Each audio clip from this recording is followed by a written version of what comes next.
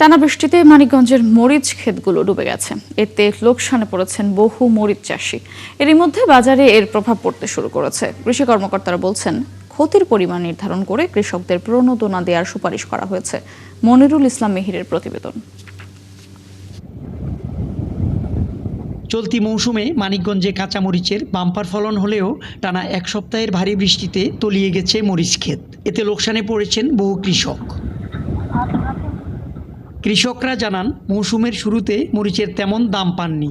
এখন দাম বাড়তে থাকলেও টানা কয়েকদিনের বৃষ্টিতে মরিচের ক্ষেতগুলো ডুবে গেছে। বৃষ্টির কারণে মরিচ তুলতে পারেননি কৃষকরা।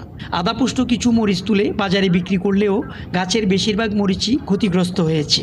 পানি বৃষ্টির কারণে এই সব মরে গেছে, ক্ষেতগুলা নাই, সব ঢলে ক্ষেতগুলা সব মরে গেছে। আমাদের এখন আর বেচাকিনি মরিচ বেচার মতন তবে আমাদের নাই। মরিচ ক্ষেত চলে গেল, আমাকে চলামালাই কষ্ট। কৃষকরা আরও জানান, মরিচ বিক্রি করে তাদের সংসার চলে, ছেলে মেয়েদের লেখাপড়ার খরচ জোগাতে হয়, কিন্তু লোকসানে বিপাকে তারা। হয়তো 1.5-2 মাস পরে পানি আসতো, তা হইলো না, আগেই বৃষ্টিতে শেষ হয়ে গেল। এখন তো মনে করেন আমাকে অনেক লস। ছেলে মেয়ের লেখাপড়া করি, এই কারেন্ট বিল ইডা সেডা আমাকে সংসার দেই চালাই।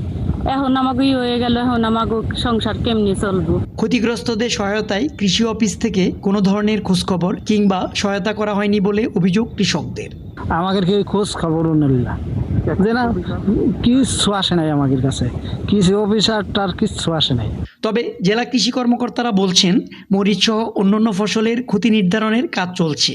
ক্ষতিগ্রস্ত কৃষকদের প্রণোদনা দেওয়ার বিষয়ে মন্ত্রণালয়ে জানানো হয়েছে।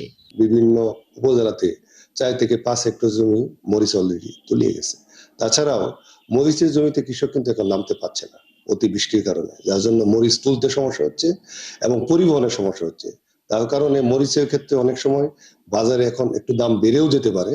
তবে যাতে কৃষক মরিচ তুলতে পারে এবং তুলে যেন সরবরাহটা বাড়াতে পারে, সেজন্য আমরা কাজ করছি। এবার মানিকগঞ্জে রবি ও খরিফ মৌসুমে মরিচের আবাদ হয়েছিল 4256 হেক্টর জমিতে। মনিরুল ইসলাম মিহির, 71, মানিকগঞ্জ।